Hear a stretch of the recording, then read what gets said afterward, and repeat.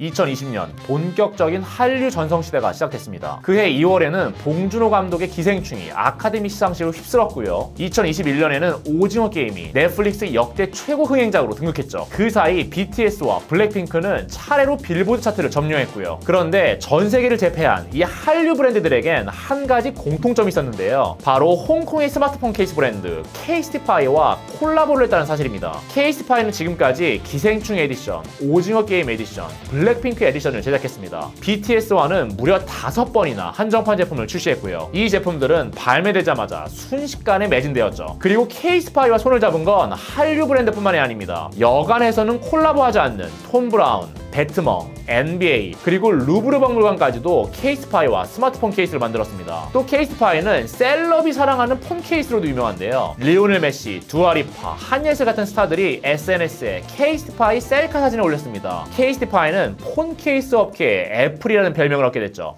케이스티파이 2011년 웨슬리 응이라는 홍콩인이 시작했습니다. 홍콩에서 태어난 웨슬리 응은 호주 퀸즐랜드 공과대학에서 커뮤니케이션 디자인을 공부했는데요. 졸업 후에는 홍콩으로 돌아와서 폭스사와 나우TV에서 8년간 인터페이스 디자이너로 일했습니다. 그리고 2007년 웨슬리 응의 인생에 전환점이 찾아왔습니다. 아이폰이 세상에 나온 해였습니다. 스티브 잡스가 아이폰을 소개하던 순간 이 기기가 세상을 바꿀 거라는 생각이 들었거든요. 그때까지 자신이 쓰던 블랙베리 폰이 완전히 구닥다리처럼 보였으니까요. 그런데 이후 아이폰을 사용하면서 한 가지 불만이 생겼습니다. 저 아름다운 아이폰을 보호하는 케이스들이 하나같이 허접했던 거죠. 튼튼하지도 않았고 스타일은 최악이었습니다. 그러던 중 웨슬리 응은 당시 한참 뜨고 있던 어떤 앱에서 비즈니스 기회를 발견했습니다. 인스타그램이었습니다. 인스타그램 피드 사진으로 맞춤형 폰 케이스를 만들어줄까? 그렇게 세계 최초로 인스타그램 이미지를 폰 케이스에 새겨주는 서비스를 런칭했죠. 서비스의 이름은 케이스그램, 케이스와 인스타그램의 합성어였습니다. 훗날 이 이름은 케이스티파이로 바뀌었고요. 시작은 미약했습니다. 돈과 시간이 모두 부족했습니다. 웨슬리가 다니던 회사를 그만두지 않고 사업을 병행했거든요. 홍콩에서 집을 사려고 모아둔 돈을 전부 제품 개발에 투자했고요. 그런데도 사람들의 반응은 미지근했습니다. 주문을 한 개도 받지 못한 날이 허다했죠. 100여 개가 넘는 언론사에 제품과 설명 자료를 보내는 게 웨슬리의 일과였고요. 그런데 얼마 지나지 않아 구세주가 나타났습니다. 미국의 유명 IT 미디어 매셔블이 케이스티파이에 관한 기사를 실었거든요. 그리고 며칠 후에는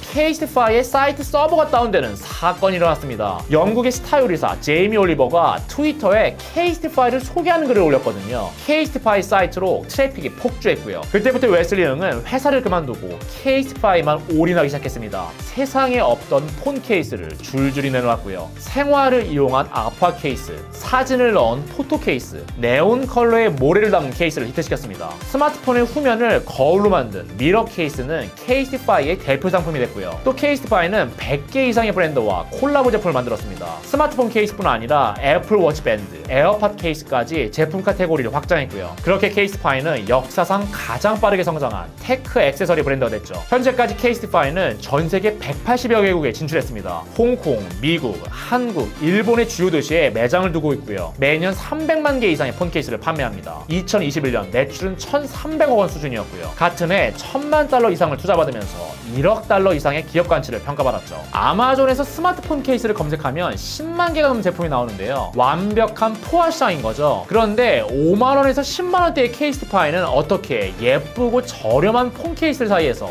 세계적인 브랜드로 성장했을까요? 그것도 불과 10년 만에요. 오늘 소개해드릴 팔리는 브랜드는 케이스티파이입니다.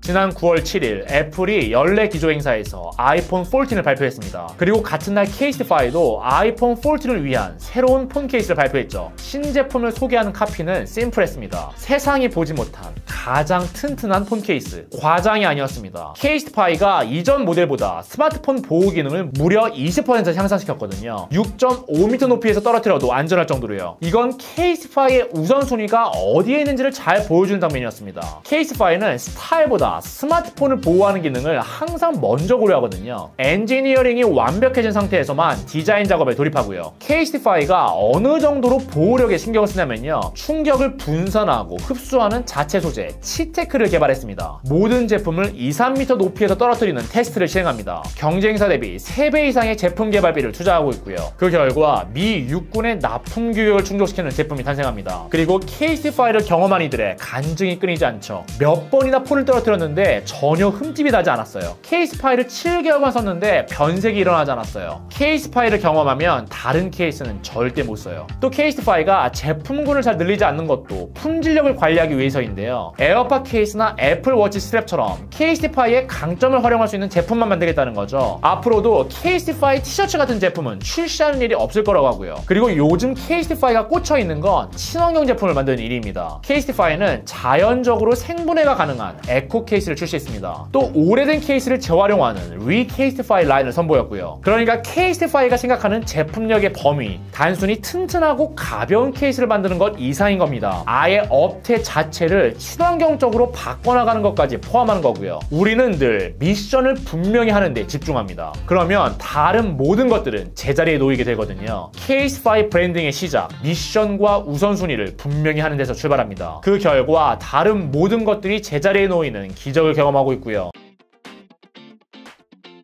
한때 스마트폰 케이스는 마우스패드, 노트북 가방과 함께 분류되는 기기였습니다. 실용성이 유일한 기준이었습니다. 튼튼하거나 예쁘거나 싸면 구매하는 제품이었던 거죠. 그런데 케이스티파이는 이 카테고리에 처음으로 등장한 브랜드였습니다. 케이스티파이가 스마트폰 케이스를 새롭게 정의했거든요. 스마트폰 케이스는 창의성을 위한 캔버스다. 케이스티파이는 슬로건도 Show Your Colors로 정했고요. 이건 창업자 웨슬리 응이 디자이너 출신인 것과 관련이 있는데요. 웨슬리에게는 늘 스스로의 개성을 표출하라는 욕구가 있었습니다. 한때는 그 통로가 인스타그램이었고요. 지금은 1년 내내 톰 브라운의 수트를 입으면서 자신의 확고한 취향을 드러내고 있죠. 그리고 웨슬리는 다른 사람에게도 자신과 동일한 열망이 있을 거라고 보았습니다. 그리고 모든 이들이 24시간 끼고 있는 스마트폰 케이스를 창의성을 위한 캔버스로 만들기 시작했죠. 처음에는 고객의 인스타그램 피드 이미지를 폰 케이스에 담아주었습니다. 그 다음에는 자신만의 맞춤형 케이스를 제작할 수 있도록 도와주었고요. 스마트폰 기종에 따라서 케이스의 재질, 색상, 폰트까지 골라서 꾸밀 수 있도록 한 거죠. 매번 새로운 디자인을 출시해서 고객의 선택지를 늘려나갔고요. 케이스파이의 맞춤형 케이스는 큰 인기를 모았습니다. 현재 케이스파이 매출의 25%가 맞춤형 케이스에서 나오고 있고요. 그런데 또 모든 사람이 자신의 폰 케이스를 직접 디자인하고 싶어 하는 건 아니잖아요. 커스터마이징에 쏟는 노력과 시간이 살짝 부담스러울 수도 있고요. 그래서 케이스파이가 준비한 비장의 무기, 콜라보였습니다. 베이딩 에이프, 몽클레어, 생로랑, 톰 브라운 같은 세계 최고 수준의 브랜드를 파트너로 끌어들였습니다. 연평균 5-60개의 콜라보 제품을 출시했고요. 케이스티파이 콜라보의 목표는 심플했습니다. 아무도 예상치 못한 유니크한 콜라보를 선보인다. 영화 기생충 에디션에서는 주인공이 아닌 지하실에 사는 남자의 일러스트를 담았습니다. 포켓몬 캐릭터를 픽셀 아트로 표현했고요. 추억의 게임 스트리트 파이터를 각도에 따라 모양이 변하는 렌티큘러로 제작했죠. 때로는 브루스리,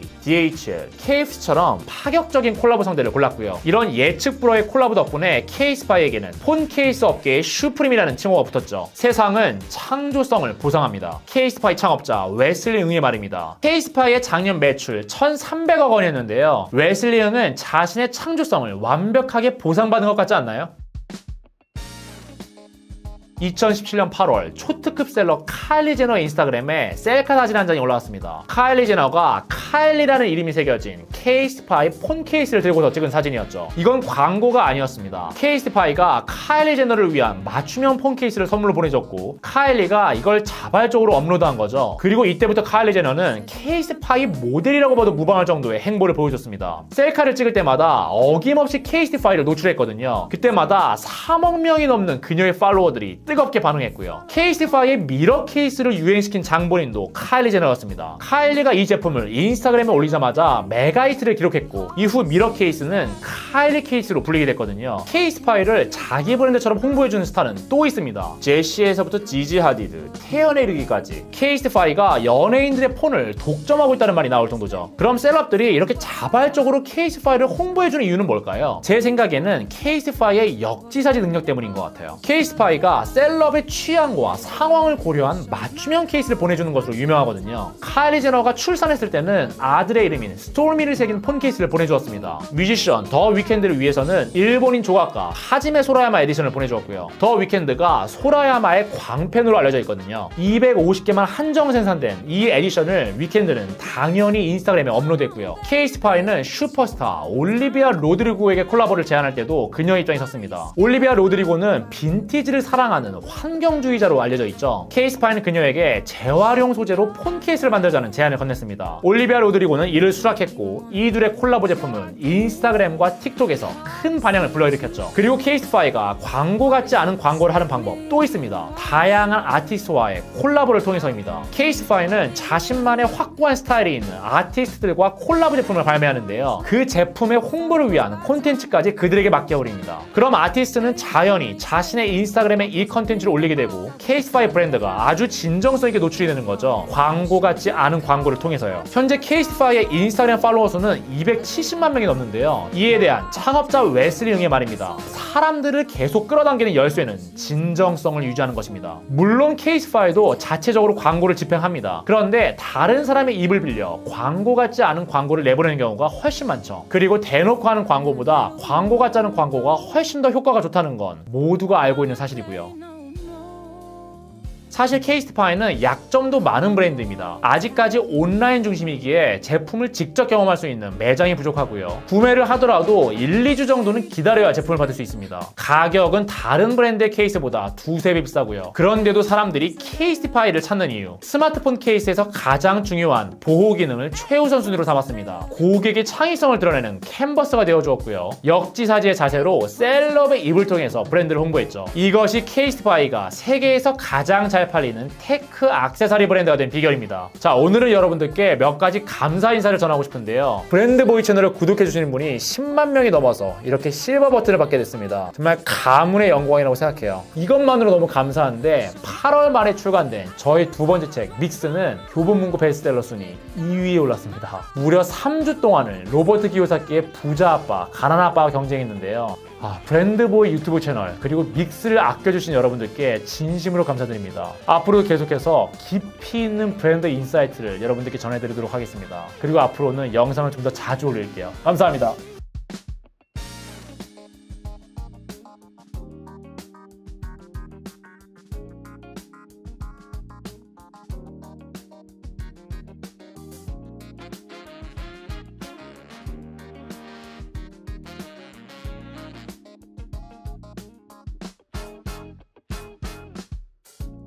You said you wanna play your game.